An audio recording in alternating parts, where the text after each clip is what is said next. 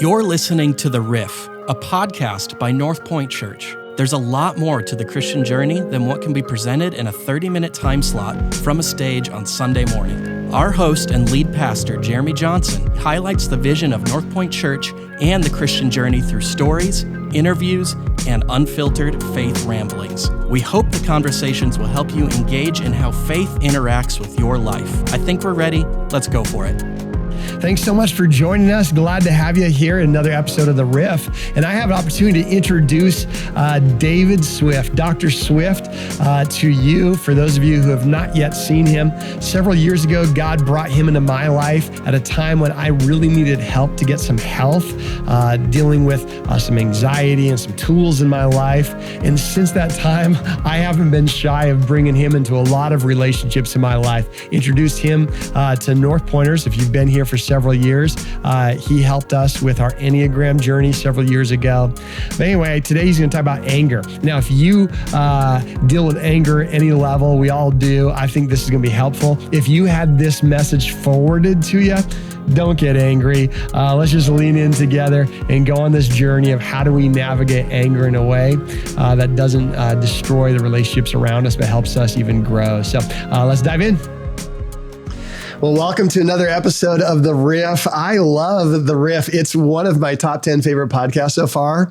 And that's just because it's the only one that we do. And I have been looking forward to this episode because I get to introduce North Pointers to someone who's made such a big impact in my life. And I don't know that I'm legally allowed to say this, but I do it all the time. And I'm probably already up a creek. But I want to introduce you to my therapist, Dr. David Swift. So there goes confidentiality right out the window. I think it's illegal if you tell them that, but you know, I think I can own my own HIPAA laws. But I got to tell you, why I'm excited about this is God put you in my life at such a pivotal time to restore function and health for me.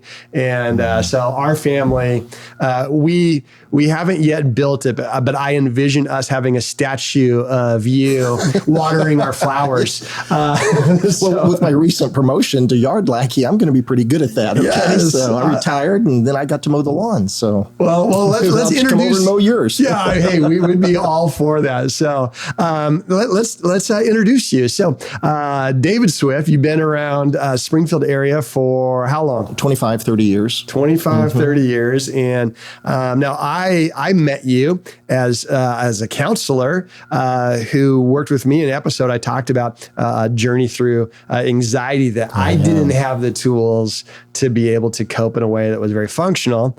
And you introduced me to that. So I only know you as counselor, Dr. David Swift. Talk to us a little bit about kind of your background, your journey, and how you became a counselor. Oh, wow. I'm 60. We have to go way back. Actually, I was in business, Jeremy, come straight out of college and went into business. I was in corporate management for 15 years. That's what actually got me to Springfield, is that my job put me at Associated Wholesale Grocers for about 3 years and landed me very close to Forest Institute, which was a professional school for psychology.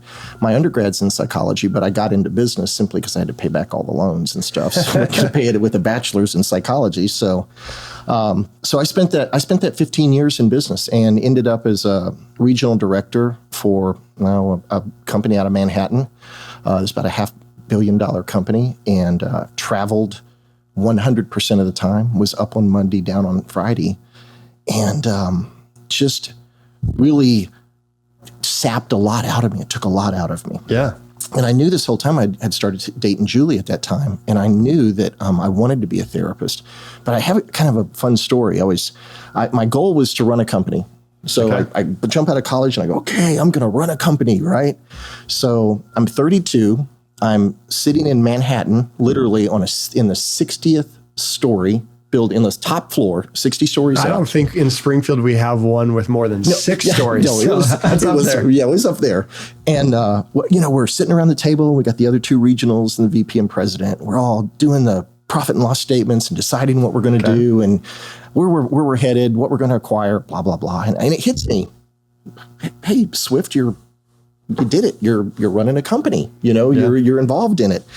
And I'm thinking, where's the rush? Where's the thrill? There's nothing here. And at the same time, people are starting to gather on the ledges because I was at 500 Fifth Avenue and the building goes like this all the way up. And you can stand on those ledges. Oh, boy. Yeah. I hope there's railings. I didn't stand on those ledges. You can stand on them. I don't stand on them. But these people are starting to gather outside the ledge. And I'm sitting by the window and I lean back and I'm looking to where they're looking. And about 8 blocks is the Empire State Building. And there's a helicopter flipping around the Empire State Building. And I'm thinking, what the heck's going on there, right? More people gather, look back over there, there's 2, then 3 helicopters flying around. And I look, and not on the top of the Empire State Building, but on the tower of the Empire State Building. There's this guy crawling up the tower. And then there's another guy crawling up the tower behind him. And, I'd been talking to Julie about wanting to be a psychologist, but I'm a business person. Yeah. And I lean back and I just think, wow, there's a guy doing what he wants to do, right? Because who in the Lord's name is going to want to, get on top of there and climb that tower? So he's literally being chased up this tower. So I'm thinking, oh, that's all fun and games, right? So that night, I actually lived in Dallas. So that night I flew home. And on the airplane, it's like a 2.5-hour flight. And it's kind of intimate when you sit next to somebody because the engine noise, it drowns everything out, kind of like a therapy session, right? So I was sitting talking to this guy and blah, blah, blah. And we just make friends and we land in Dallas. And as we get up, I'm in the middle seat. And as we get off, he's behind me and he taps me on the shoulder and he goes, hey, Dave, I'm really glad I met you. He said, I feel better. And Jeremy, I'm telling you, I got this adrenaline rush that started at the top of my head and shot out my feet. Wow. And that was the night I drove home to Julie and I said, I'm going to be a psychologist. And I don't care how we get there, but I'm going to be a psychologist. And it took us about 2 years, but the Lord put us up here at AWG, put us right next to a doctorate program, and I got accepted and the rest is history. So for the last 20 years, I've been in therapy, loving it, would never look back. This is the most rewarding career and, blessing that I could ever ask for. So, and you say retire, but it sounds to me in talking to you, you're busier than ever. You still, you're writing a book. It's just about finished. Yep. We've got possibly one more chapter. It's actually wrapped up, but I'm trying to add a little bit to it. So that book is about men in marriage and the responsibilities that we have and the charges that God puts towards us as husbands and men in relation to our wives. And so that came out of, I had couples started coming to therapy because I kind of switched my population. So I went to couples. And as the couples started coming in, I was getting these men in and they were going, Dr. Swift, she loves that dadgum dog more than she loves me.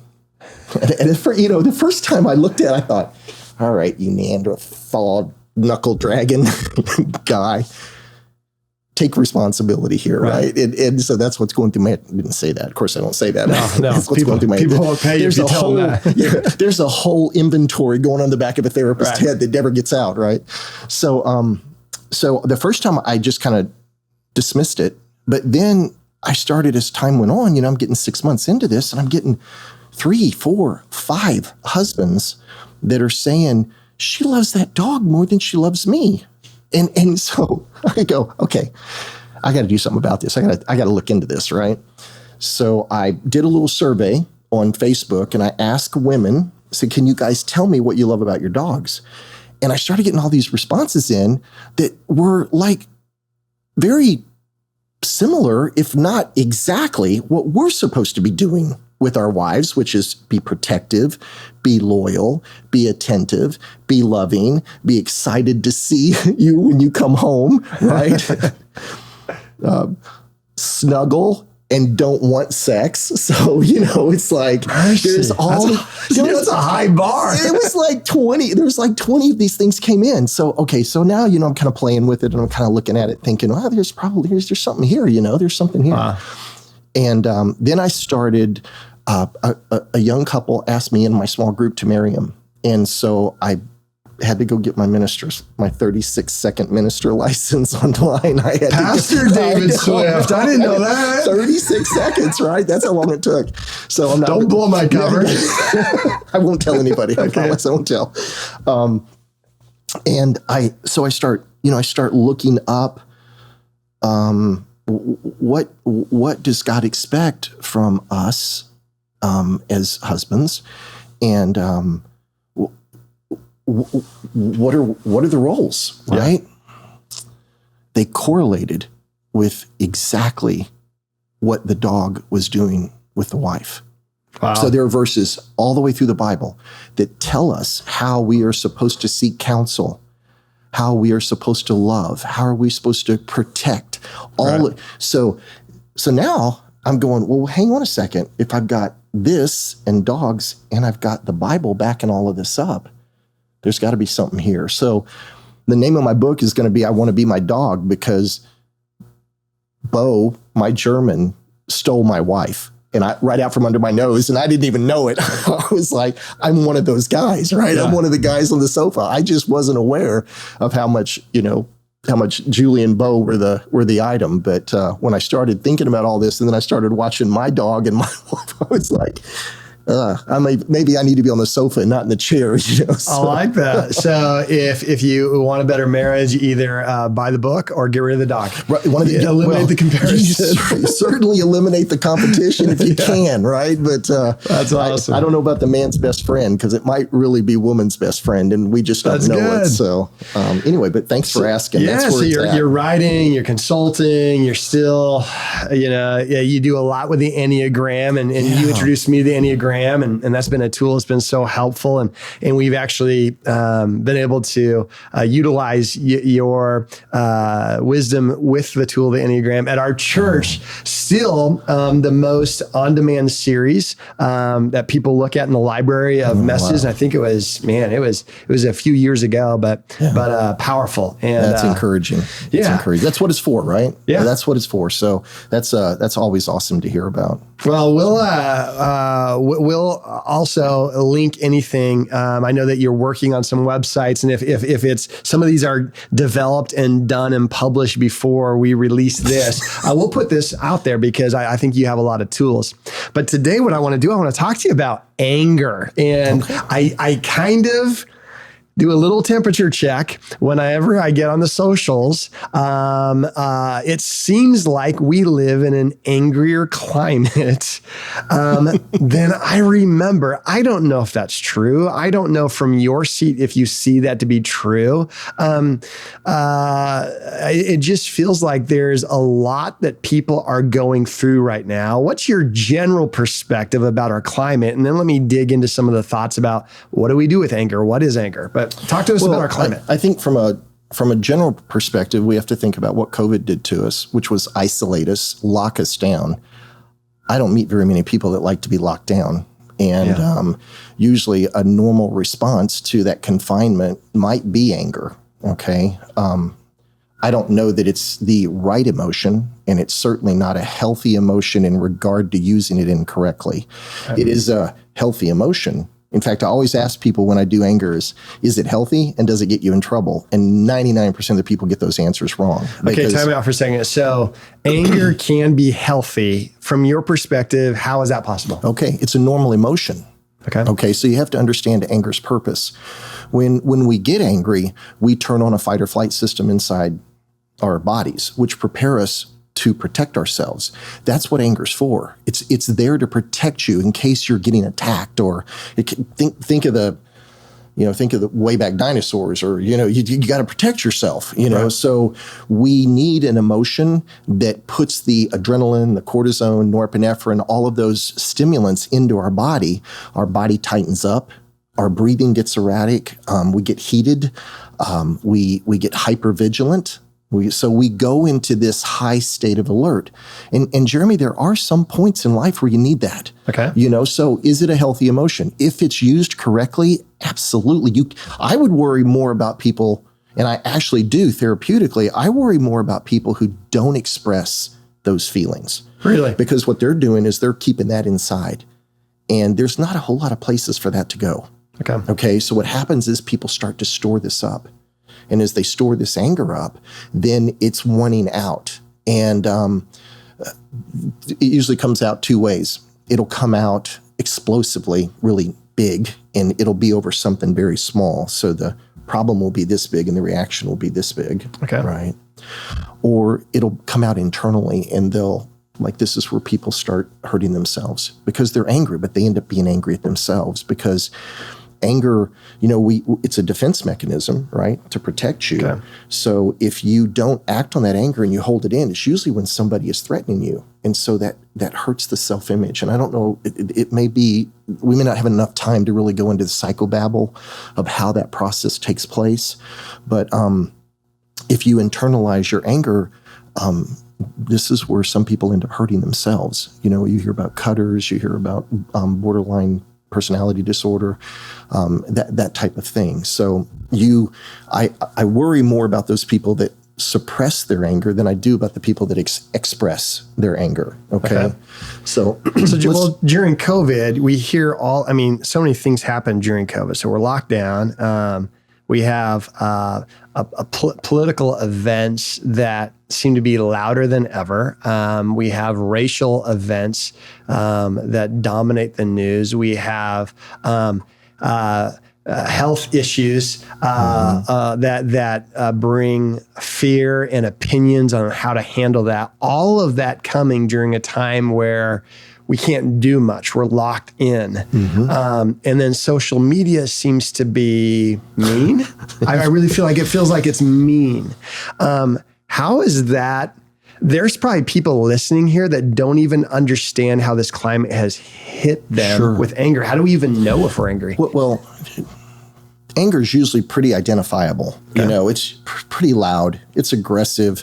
It'll involve some motoric, knock, hit, yell, scream, push, punch. I mean, all of those behaviors are behaviors that are tapped from anger. I think the most important piece to understand about anger is that we didn't finish that first one. I said, was it healthy and does it get you in trouble? Okay. The second is, does it get you in trouble? And the reality there, Jeremy, is no, it doesn't. It doesn't. It's never gotten you in trouble. It's just a feeling. It can't get you in trouble. It's just a feeling. It's just internal. You can have, Jeremy, if you had a consequence, like a judge or a police officer or something that you'll pay a price if you express this anger, like your boss. Or my wife. Or your wife, Leanne. Yes, well, I certainly understand that one. Right? Leanne, don't hit me. Okay. So if you have a consequence that is that threatening, you'll hold your behavior in. Doesn't mean you're not angry, but you're not going to express it. Okay. See, because it's too dangerous to express it. So we have the capability of being angry, but not expressing the anger. And that's what you have to understand about, does it get you in trouble? It's not the feeling that gets people in trouble. It's the behavior that follows it. And so we have control over our behavior. Now, stopping the emotion is a little more difficult, but stopping the reaction, that can be accomplished. And I see it accomplished all the time because I work with people with these anger issues. I actually work with professional adults. I've traveled and stayed with them for 2 and 3 days and done anger intensives with them so that they can understand what this emotion is. And it's really, once you get your arms around the emotion, what its power is, what its usefulness is, and what it's unuseful for, right? Right. Then it's a lot easier to start controlling that behavior. And once you get that behavior under control, well, now you're starting to make better decisions and you're not digging yourself into a deep hole.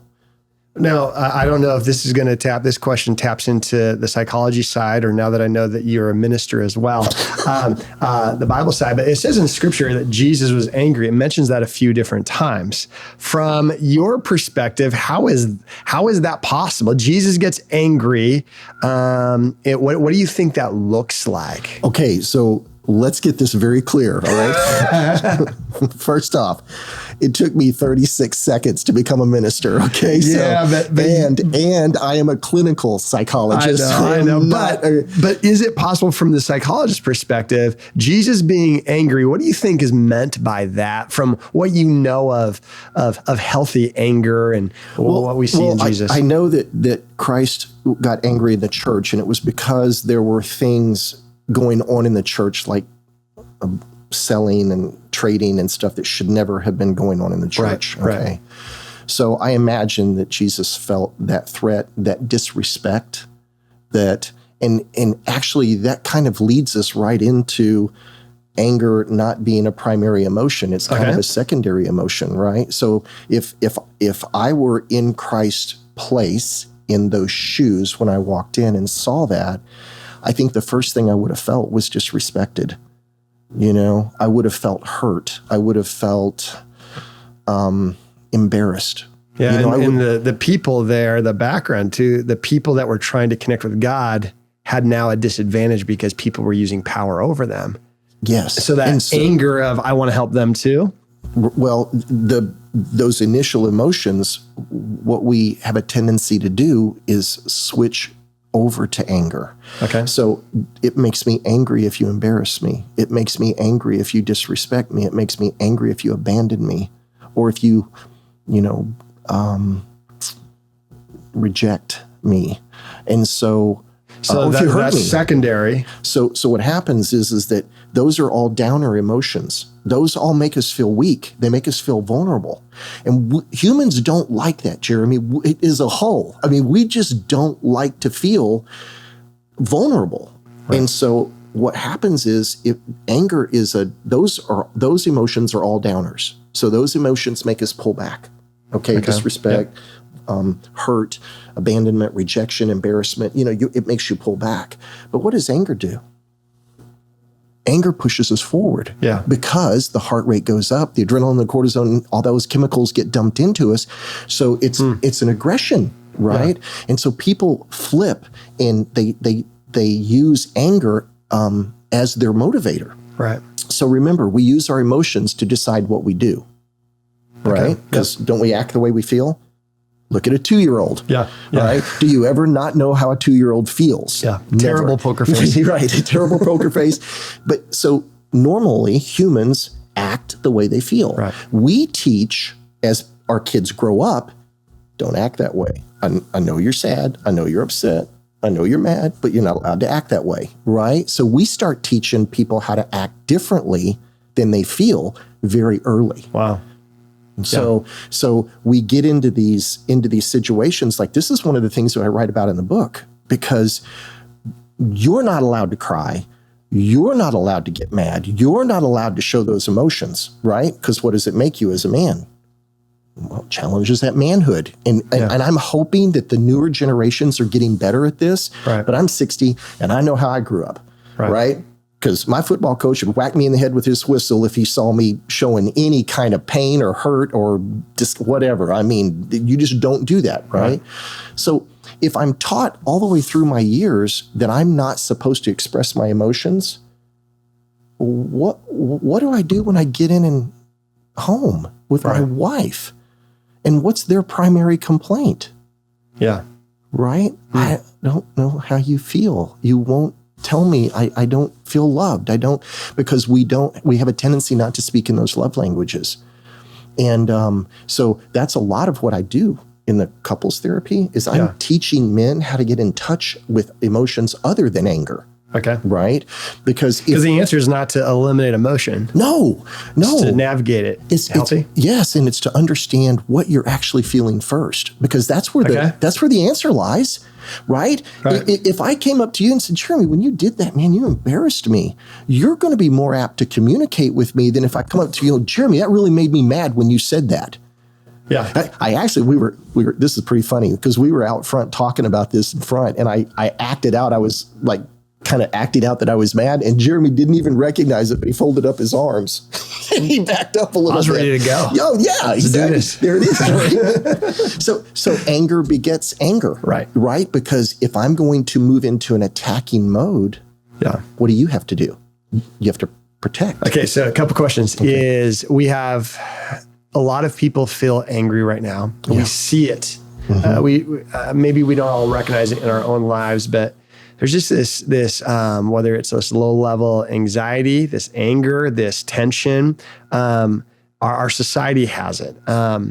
So with that, when you say it's a secondary, is it helpful for us to stop if we're feeling on edge to like what do we do? Or do we ask ourselves, I'm not mad because of this maybe necessarily that I think I'm mad at? Like, how do we even figure out what the primary emotion is? Well, there's a couple of ways. When I teach the model, the model is kind of how the brain works. Okay. And so an event takes place, right? So close your eyes. Okay. You guys close your eyes. We're all closing our eyes. Right? And I checked on all of our listeners. Both of them. Close your eyes. Okay, both of them. When you open your eyes, don't identify what's in my hand. Okay. Okay, go ahead. Don't identify that. Okay. How'd you do? Not well. If you're joining us audibly, you probably did well because you didn't identify what's in his hand. There's a pair of car keys, and I try not to think of it, but that's all I could see. Okay. Now, what was I holding in my hand? Keys. How do you know that? I saw it. That's right. No, you remembered it. Oh, that's right. So you remembered it. But I remembered it so well I could see it. Okay. So the first thing that happens is when an event takes place, our brain, you cannot stop your brain from analyzing that scenario. We use our ears, our eyes, nose, touch, smell. We use all of our senses and we analyze the area. We take it in and then we form a belief. And you can't stop that. It's automated. So it wouldn't matter what I held in front of you, what I pointed at. Did you just identify that? Yeah. See, you can't stop yourself from doing that. Okay. So you have to understand that based on your experience, based on the way that you have grown up and what you've experienced, you have formulated a belief system, which is anything in your head that you believe to be true or false. Okay. Based on all of that information, the senses give the brain that information and the brain analyzes it and pulls up a belief. Just like this with the car key, the brain went, oh, that's a car key. Okay. So now that doesn't elicit much emotion. Okay. But what if I showed you a picture of two people hugging that were a brother and sister and hadn't seen each other in 30 years? Yeah. Okay. And I show you this picture. What's going to happen? What's the very next thing that happens? So you feel. Yeah. Okay. Yeah. And so I'm wondering what their story is, and I feel connected. You feel connected, right? And you feel this, you warmth, we feel this emotion. So what happens is we know for a fact that emotion comes from the way we think. And here's the easiest way to prove it. Why do we call emotions feelings? You physically feel it. Okay. So an emotion gives you a physical feeling. So try this. Try to create the emotion of anger, but don't think. You're not very good at these games, Jeremy. No. I mean, I'd have to think to do it. You have to think to do it, right? So we can't pull up sadness. We can't pull up anger. We can't pull up warmth. We can't pull any of those up without thinking about an event that made us feel that way. So we know feelings come after our beliefs. Right. Makes sense? Okay. And then I did the example of the 2-year-old. We always know how he feels or she feels because of the way they act. So our actions are stemmed off of our emotions. Okay. So our thoughts to the emotions, emotions to the actions. And then you said, so what do we do to stop this? So in between feeling and action, we insert PBT. PBT. Peanut butter on tamales. No, I'm kidding. Pause, breathe, and think. Okay. Pause, breathe, and think. Pause, breathe, think. And think. Okay, so there's 2 reasons for that. First, we just need you to stop, because if you react quickly, remember the shorter time we spend thinking, the worse our decisions. Okay. Okay, and that makes sense, right? That's pretty logical. I don't know if that's from your psychology or ministerial, but that's good. but the longer you think about it, the better choice you're going to make. And if you think about the audience, if you guys think about the last time you really did something you regretted, A, you're going to have a whole lot of emotion behind it, and B, you didn't think very long before you did it. Right. Okay. So what we want to do is we want to create space in between the way you feel and what you do. Okay. And that's where PBT comes in. Pause, breathe, and think. Okay. Okay. So pause, just stop, right? Because what does anger make us do? Take action, right? Take action, move forward, right? So no, stop. Just stop. Don't talk. Don't do anything except breathe.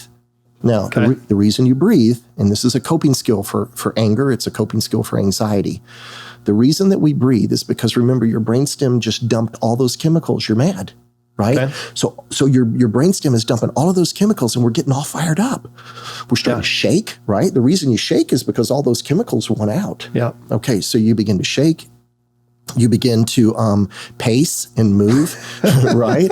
So yes. I need you just to stop. Okay.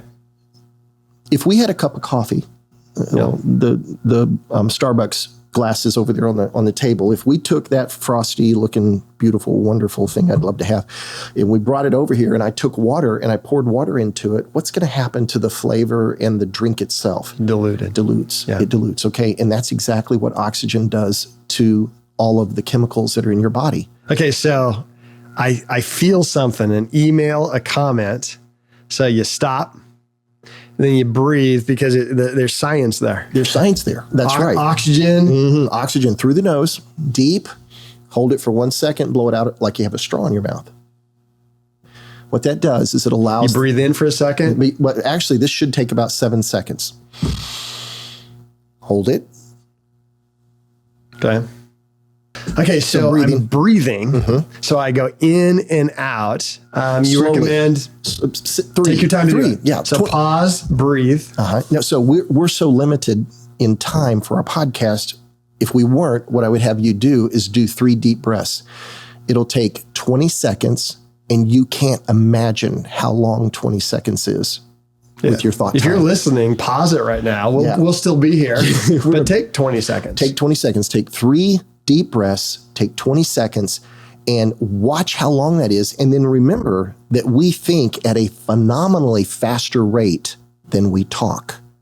So we can fire through, in that 20 seconds, you're going to fire through all kinds of options, all kinds of choices, all kinds of interpretations, if you force your brain to do that. So we want to look at, did we interpret the situation right? Did the event really take place the way we thought it did? Did I interpret that the correct way? What emotion do I really have? Okay, I'm feeling anger, but I know anger's wrong because nobody's attacking me. So I got the wrong emotion, right? Right off the bat, I got the wrong emotion. You don't want to act with the wrong emotion, right? So you know that if you're angry and somebody is not trying to hurt you, they're just either talking to you or you're in a discussion, anger's not the right feeling, and it will not solve your problem. Wow. Okay? Because you're not going to make good decisions when you're angry, because everything in your body is making you think and act faster, and it wants out, it wants to explode. That's why people hit walls. Yeah. Because what happens is when you hit the wall, the adrenaline and all of those chemicals get used up and your body feels better. Of course, you broke your hand. But besides that, I do feel better, right? I'm going to the hospital. I'm getting my hand fixed. We got to fix the sheetrock in the wall. And, Dad's coming home. So I'm in trouble there too. Right. I just cost Dad $500 on his deductible for the, for the hospital bill, or my family, be it whatever, whether you're an adult or a kid. And you got all kinds of problems that you created because you didn't get your anger under control before you let it out. Okay. So the B, breathe, pulls you back into this, and it starts helping to dilute and regulate your body chemistry. And this is really easy to do. You guys, if you can shut your cameras off and do this, inventory how you feel right now, and then do 3 deep breaths.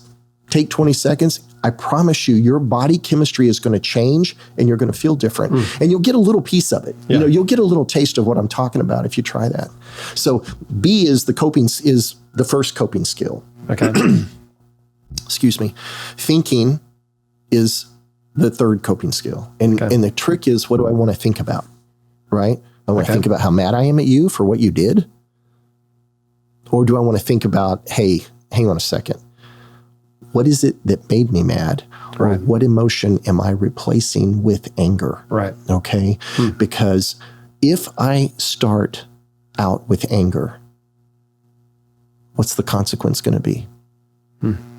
Right. Because my action is going to create a reaction from you. Very well. My imagination is it puts someone else on the defensive, invokes a very good chance that they get angry, and we get this cycle back and forth. Yeah, exactly. And so what I say, tongue in cheek, and I say it with a capital W, anger, actually a capital U, anger makes us stupid.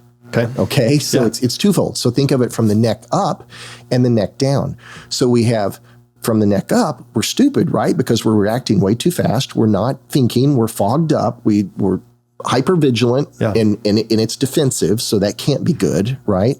But think about from the neck down, you're explosive. All of those chemicals want you to blow up. Yeah. Right. So I'm stupid and explosive. Stupid and I'm getting there in a hurry. Yes. And you're a bad combo. And worse, you're contagious. Okay. And so, talk about COVID, contagion. Yeah. Anger is contagious, which means that if I bring my anger to you, there's a really good chance you're going to get angry back. And now we have 2 stupids and 2 explosives. And what do you think is going to happen? It's not pretty. So we're going a few extra minutes today because I've got you a captive audience here, Dr. Swift. I love it. So, but I want to ask a couple more questions. Sure. So, how do I know when it's important for me to maybe consider getting some help? Because I got to a spot where I memorized every verse I needed to memorize on anxiety, and it just made me more anxious. I read some self-help books, and myself still needed help. And you specifically with intensive for a season helped me get unstuck and get some healthier tools. How does someone know that maybe they should consider getting outside help? Okay. So I'll save the anxiety since we've spent most of the time on anger, and I'll just utilize anger. Okay. So let's clarify that piece. How do I know I need help? You have trouble doing PBT. You find yourself looking backwards a whole lot than forward. In other words, I really regret what I did. If you find yourself in a state of apology for the majority of your life, you've got a problem. I'm just exaggerating. But if you're finding that you're having to apologize, if you're finding you're getting yourself in trouble, if you find yourself being isolated, because people don't want to be around you. Jeremy, when you act that way, you become dangerous. Which dog would I rather be around? The one that I know is going to bite every time? Or the one that I'm not sure, but it might bite me? I'm going to be around the dog that bites me every time because I know I need to stay. I just keep my distance with him. But with that one that bites me every now and then, you never know. And so what happens is, it's unsafe. And so you're creating an unsafe world for you to live in. So when it comes to, do I need help? Yes. If you can't find your first emotions. Yeah. Now look, there's some really easy ways to do this, and they started off using it with kids, but I promise you, I use it with adults as much as I do kids. And that's using those feeling pages. Yeah. Because for the adults, they have some that are typed out. Of course, for the little guys, we use faces. Yeah. Right. Yeah. But for adults, I use just typed out words. Did you know there's over 3,000 words in the English language that describe emotions? 3,000, right? So it's not unusual that we can't identify exactly what we feel, but we want to get in the ballpark, right? Get in the ballpark. So that's one way to do it. Get those sheets, download them. They're easily accessible on the internet. Download we'll them, print them on the show. Yeah. Oh, yeah. Okay. Yeah. And then before in your PBT window, and you can't figure out what you're really feeling, walk away. There's no harm in taking a time out and telling your spouse, I just need a minute, and hopefully your spouse doesn't follow you, because that's usually what happens is they follow right with you, which doesn't give you the space you need, but create a little bit of space. Yeah. Take a little bit of time with that, and then try to use that as an intervention. Find that first emotion. And guys, I'm telling you, if you come back to your spouse with your first emotions, it's going to be a much better talk. Okay, I got a true or false question for you. Is it possible that someone would just say to you, I'm just an angry person. That's how it's going to be? Absolutely. And will it always be like that? Well, the first thing I'm going to think is you must be an 8. Okay, on the Enneagram, right? Yeah. But you are one. I am an 8. So why do you think I teach anger management? It's because I need it. Okay, I need it all the time, and so people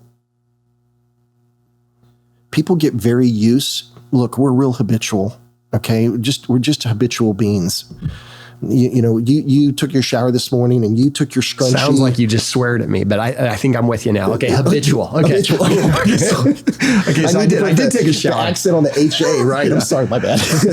I did shower, and I'm glad you noticed. And yes, and you smell good. Thank you. So, but you took your scrunchie or your bar soap or your wash rag, and you did the exact same pattern over your body that you did yesterday. Yeah. We even brushing your teeth. Yeah. If you watch the way you brush we brush our teeth the exact same way. Yeah. And so the human body is very habitual. Okay, that's pretty easy to understand. But here's what most people don't think about. The way we think is habitual too. Okay. And so we get the neuropaths and we start thinking the same way. We start running things through the same doors, right? Yeah. So if you run things through the same doors, remember what I said about feelings coming after your thoughts? Yeah. Well, if you run things through the same doors, you're going to end up with the same answer and you're going to end up with the same feeling. And so you're going to walk around with all this anger, right? And if you end up with this anger, I can tell you personally, there are times you don't know what to do with it. Yeah. Okay. And it's hard. Jeremy, I've experienced it. I almost lost my marriage over it. It was a pre-therapy, right? But I almost lost my marriage over it because I was a yeller. I'm an 8 and a lot of 8s yell. In fact, in big seminars, I've told 8s, you guys have got to stop yelling. And I've had 8s literally in front of me, put their head down on the table. And I call him and go, "Hey, Joe, what's going on?" He goes, "Dr. Swift, I can't imagine my life without yelling." Wow. I can't imagine it. That's how intense it feels. That's how big of an emotion it is inside you. And so it takes time to develop these coping skills. It takes time to understand the process. Actually, what we're going through is probably maybe 4 or 5 hours of presentation that I would do to an anger group. Right. I could take any one of the topics that we've talked about and break them down for an hour easily. So there's a ton of information. And of course, we're never going to get through all of it, on our podcast. But well, if someone's listening, and my prayer as a pastor is if you're listening, and I think all of this is helpful because we all deal with anger and we have an angry world. So the PBT is a great tool. Oh yeah. But there are probably some people listening who, if they're being honest, they realize in this moment they're not a safe parent. Yeah. They're not a safe spouse. And what I want them to understand is, for me, it wasn't necessarily anger, it was anxiety, but there are tools. Yeah. And this isn't your lid. And so I think some of these tools will help. And my encouragement is if you use some of these tools, but you need some further help, reach out. And we'll have a link here of some resources too that are some, we've had some great response from people who have utilized. So look at the show notes for some links there. But you are too young to be stuck. I don't care how old you are, too young to be stuck. There's no reason, there's no need. Yeah. It's understandable. Don't beat yourself up if you are stuck, right? Just understand you don't have to be, right? But you've got to reach out because this problem, the anger problem, is a pretty intense and can be deep rooted. And you may just have a propensity to it. I mean, if you're an 8, you're just born that way. So you have a propensity towards anger, but that doesn't make it healthy. Just like ones have a propensity towards perfectionism and details. But if you get too detailed in your life, you're going to get stuck. So any of our talents or any of those burdens that are naturally laid on us with the Enneagram or the profiling system, we can maneuver through. Yeah. And there is help out there. And look, if you've raised your hand to anybody in your family, you got a problem. Okay. Yeah. There's an anger ladder. Can I go over that real quick? I want you to. Right. So the anger ladder is first, and remember, every step on the anger ladder is an effort for me to get you to do what I want to do. Or what I want you to do, right? So isn't that why we get loud because we're trying to get our message across. Push you somewhere. Yeah. And you didn't do it on the last time I said it, so you must not be hearing me. So I'm going to get louder. Okay. So you'll hear me. Not the way it works, right? So if you're on this anger ladder, you have put yourself in a debilitated state. You are less effective. Okay. I'm yelling. So the first step on that ladder is I yell. Then I scream. Then I may cuss. Then I might demean, say something demean or name call. Okay. So think about each one of those is just a little bit more intense than the last one. A little more personal. I'm up in my game. Okay. Right. I'm up in my game. I'm going to get you to do what I want you to do. So then it starts to move with picking things up. So we go from this demeaning statements to this name calling, this cussing, screaming, yelling kind of presentation. I got to up my game because it's not working, right? So people start to pick things up and then they will break it. Like they'll pick a pencil up and they'll break it for, I don't know, intensity or just to get my message across, be it whatever. Well, the next step is that they throw it and they may throw it at you. Okay. Then the next stage is called blocking. And so what happens is that people, when you get that aggressive, of course, you're scaring people. Yeah. Right. So people want to get away from you. And that person who's angry begins to block. So if you've ever been blocked, if your partner has ever moved in front of you and stopped you, let me tell you what the next phase is, because they're going to touch you. Okay. Because if you're blocking me, right, and I'm wanting out from around you, what's the only thing left you can do is restrain me. Yeah. So you're going to touch me. And it may be in the form of a restraint where they grab you or they push you or they possibly hit you. Yeah. And then if hitting doesn't, then they'll up it to a weapon. And this is how people end up getting killed. And it's all because you're not controlling that anger process. So there are people who, when you're describing that ladder, they're like, I don't like the fact that I think I might be on that ladder. I promise that most of us, if not or somewhere, all of us have been on that ladder. Yep, okay. Absolutely. So you know that if you've been there, we're habitual, you're going to go back. Okay. So recognize, look at that ladder. The thing that I love about the anger ladder is that it can tell you just how far away from effective you've gotten.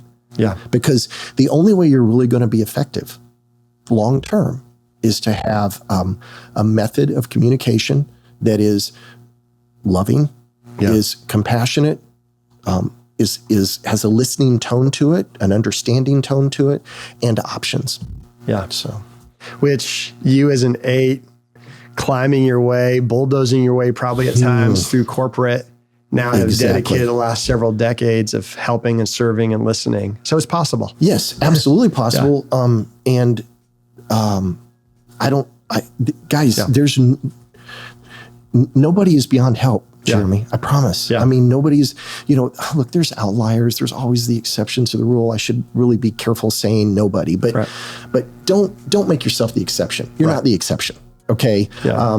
The exceptions are going to be in prison. Yeah. Okay. Yeah. If you're not in prison, you're not the exception. And we don't have to be. That's exactly right. Well, I want to land the plane. I just want to say for those who are listening, it matters greatly. The stakes are high, how we navigate anger. And so hopefully there's some tools that help, some awareness. Everyone around us wins when we get some self-awareness. Sure. So thank you for sharing that with us. And I hope you take whatever next steps are helpful. And then I want you to know, I've told you every time I can, but it's such a big deal to me. You are a lifesaver. You are a gift from God for my life, critical time. And you were like a scalpel in God's hands for my life to bring function and health to me, to my family, and even to North Point. Jeremy, thank you. You're welcome. And I can't tell you what that means to me for you to say that. In therapy, you don't get a lot of feedback from that perspective because your patients either get well and stop coming, or they don't like you and stop coming. Yeah. And either way, you don't know which it was. So it's really nice to get a compliment. Thank you. Well, we got to log off. We can't do a second session here today, but thanks for your time. I appreciate it. Sure. And thanks for listening to The Riff. All right. Thanks for listening to this episode of The Riff. Submit a question for the podcast at northpointchurch.tv/podcast. We'll have a brand new episode every week, wherever you find podcasts.